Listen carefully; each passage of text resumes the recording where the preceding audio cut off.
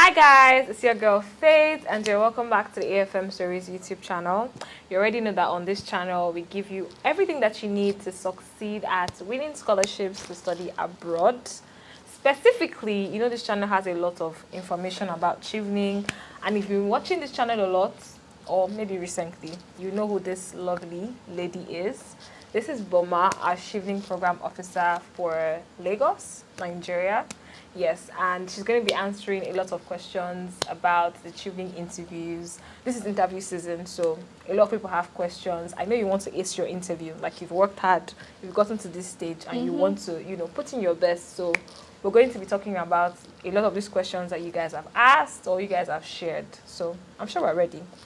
Uma, how are you feeling today? Thank you for having me. So interview preparations have been going well. I mean, in Abuja, interviews will start on the 4th of March, and in Lagos, interviews will start on the 18th of March. So wow. I'm sure lots so of people are preparing and, they are looking forward to the process. And honestly, I just want to use this opportunity to say congratulations for making it this far. You've gone far, and I just wish you all the best at the interviews. And you're phenomenal, regardless of the outcome. I know you're watching this so that you can improve your chances, but just know that you got here, you are a star, and go and do exploits. Yeah, that's right. Okay, so before we go into the questions, based on your opinion, what are some tips for succeeding at the interviews? Tips for succeeding at the interview. So first of all, I would say that some of the tips that we mentioned in preparing for your essays also fall under the tips for interviews. But for the interviews, number one is that come on time. I know this does not really have to do with exactly preparing for the interviews, but please come on time. It's not a good look when, you have your interview panelists waiting for you. People actually do that? They do that. You're joking. They do that. No, I'm not joking. I wish I was joking.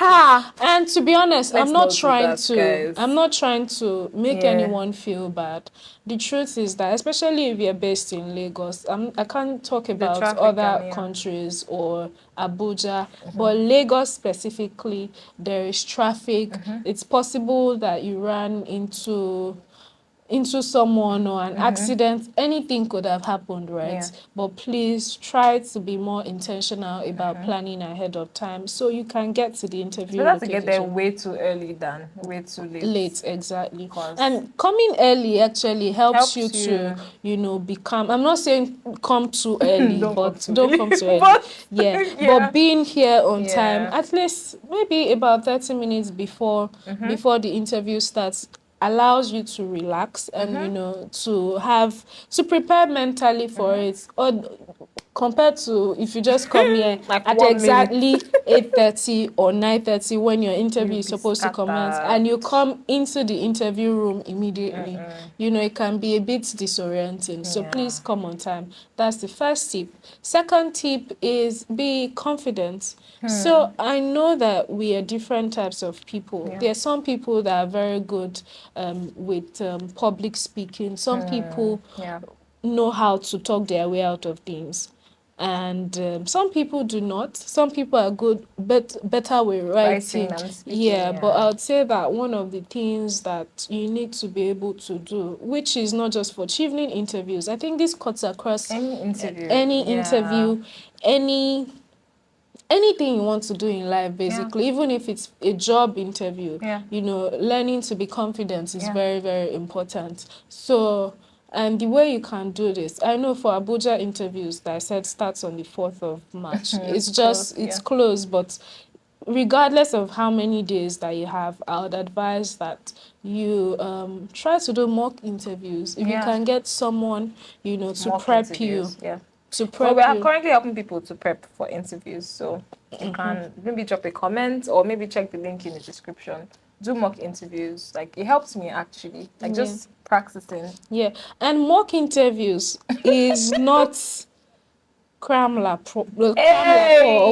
do they say it? So it's not that you memorize all the right words and when you get to the room, no. So one mock interview interviews help you to do is that it helps you to build your confidence. Yeah. It helps you to put your words together. And also it helps you to so it doesn't help you to rehearse your answers, then come and pour it here. So please don't do that.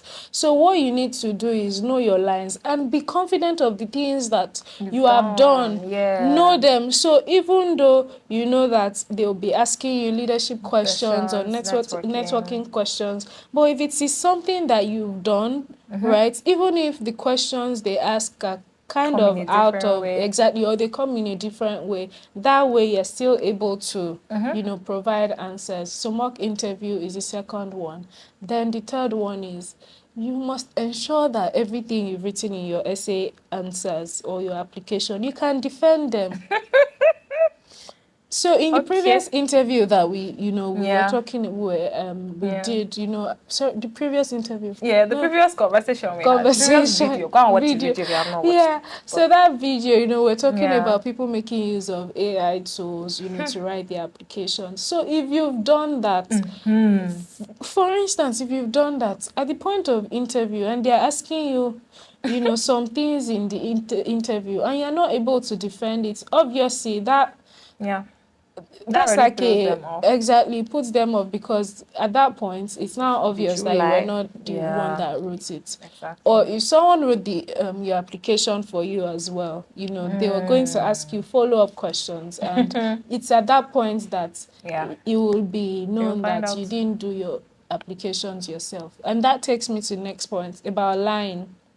So lying is different, because lying could be you adding numbers to what you said you've done. Yeah. To be honest, recently I met with a Chevening alumnus, and he told me that someone went as far as building a website ahead of the interview. Wait, what? I'm telling you, like, so that, by the time we want to verify, would be able to would be able to see that, oh, I have a website, I have something going for me. Don't do that, because at the end of the day, you'll be caught one way or the other. Because we have professionals that, on our panel, we have people that in your field and in your industry. So I had someone in my industry. It's funny how I talked about British Council a lot in my essay, and then somebody on the panel was in the British Council. Exactly. A friend of mine talked about someone she worked with, and that person was on her panel. Imagine. So imagine if she don't lie. That's all I would say. Yeah. So I mean, don't lie, and I think those are, for now, those are like the amazing tips. I can't lie. Yeah. Like, so mock interview, and also doing your research. And something else I wanted to say is, so it's possible that at the point of writing your essay application, you've grown from then till now, because applications were submitted in November, and some people even submitted in September. So from now till February, it's possible that, there's some things that you've achieved more. Do not be modest about it and feel like, I just want to be shy. Please don't do that. Don't do that. So the things that you've achieved between the time of application and now feel free to talk about them. And something I forgot to mention is tell your story well.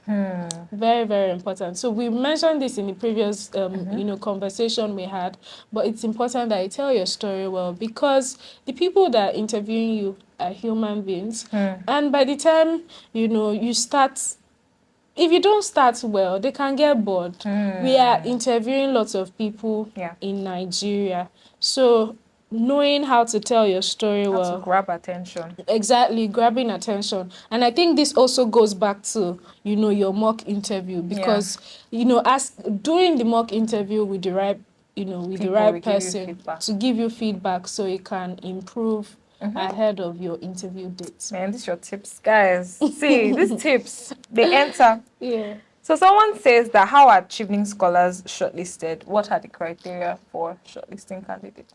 So criteria for shortlisting, to be honest, there are a number. I will start with the work experience first. And so work experience, you must have 2 years work experience. This can be internship, this can be volunteering, this can be part-time or full-time. And I mean, there's no upper age limit rather to applying for Chevening, but there's a lower age limit, which is 18, which I believe is very fair. So if you're 18 and above, please apply for Chevening. Even if you're 50? Even if you're 60. 60. I think there was one woman that was like 50 plus. It was like 2 years ago that got Chevening. It was so cool. Yeah. So yeah, there's no age limit. Criteria, I mean, this might sound a bit generic, but it's the truth. We're looking for people that have leadership potential, that demonstrates leadership potential to make positive impact in their communities, in Nigeria, and globally. So we're looking for people like that. So this is one of the other criteria that we always look out for. So any other criteria? I'm just trying to think.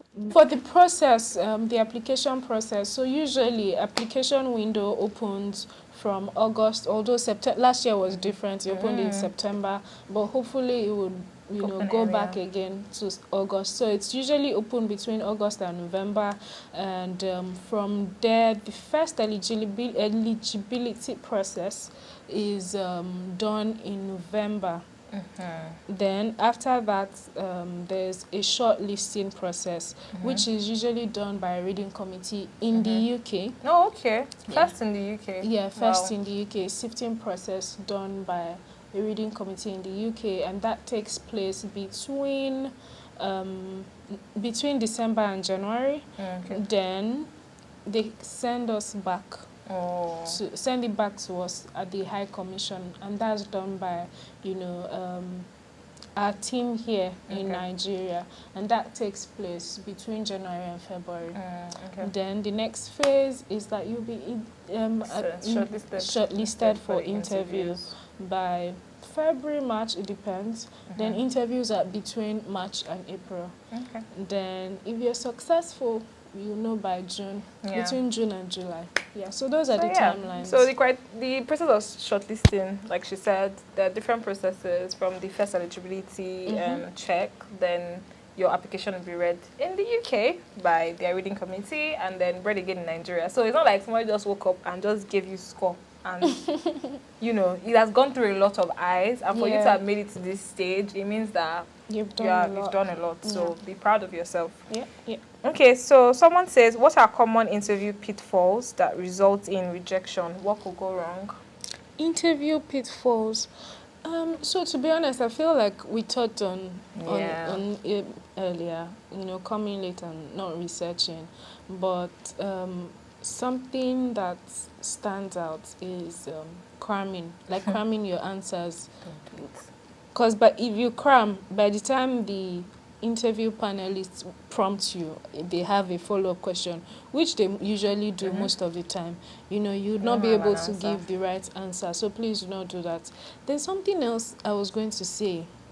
This is for virtual interviews, because some people request to have virtual interviews. I just remembered. And that's allowed? Well, we prefer face-to-face, but there are some exceptions. So for instance, if the person is out of the country or, there are just some exceptions that we have to make.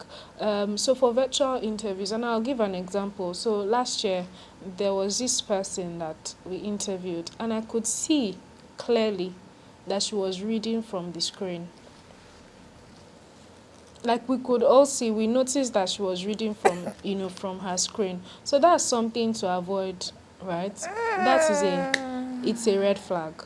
And, that kind of disqualifies you. Story. Exactly. I think it's pressure too. People just, because if you're telling your authentic story and you think about it like that, the pressure is less. When you think, this is the way I have to answer it, this is the right answer, it's your story. I don't think your story can be wrong. Obviously, structure your story, like she said, star approach, smart, but it's your story. So don't feel like you need to go and read something somewhere or something. Like, don't do that. Yeah. And speaking of this pressure, before we continue with the pitfalls, speaking of this pressure, it's something that we always tell our interview panelists at the mission that, you know, they should always try to ensure that the interviewees feel as comfortable as possible. See? Because, and I would even say that if you ask people that have gotten Chevening Scholarship in the past, you hear them saying that, you know, they felt really comfortable, you know, that the panelists made them feel good. And they didn't feel them, make them feel pressured. So, like, you already have that support, because most of the time they try to ensure that the interview is like a chat, like you're having a conversation. Yeah, right. So that actually helps you. And I'm saying this so you prepare your mind that it's not going to be, we want to kill you. Exactly, right? So, you know, bearing that in mind would help you. So if you're doing virtual interviews, please do not read. Yeah, do not read from your screen. And prepare. Don't cram. Yeah. Just practice answering. Just practice talking about yourself. Because if you cram and they ask you a question that is different from what you crammed previously, you just fumble. Because I think that the leadership question, for example, I've heard of like different variations. Me, they ask me, walk us through your experience of leadership and the solutions you've provided. Somebody, they asked that, tell us about somebody you admire, their leadership style. Okay. That's nice. And how you've applied those things that you admire in your own field. Personal life. Then they ask somebody about something about what's your leadership style. So it's not say leadership experience, though you give your experience, but so like you have to still answer the question, but with your story. But if you just cram, in 2016, I created. So anything they ask you, you will just be saying in 20, and you're not answering the question. Yeah. I'm not saying you should not still say in 2016, but they say, what's your leadership style? My leadership style is this, and it has influenced this and this. For example, in 2016, I did like this. Do you get? Yeah. So that's what I wanted to say. Yeah, that's spot on. So for spot on, for pitfalls as well, something else is to bear in mind is that the same way there are 500 words for each application, essay application, is the same way you have limited time for speaking. So you don't have all the time in the world.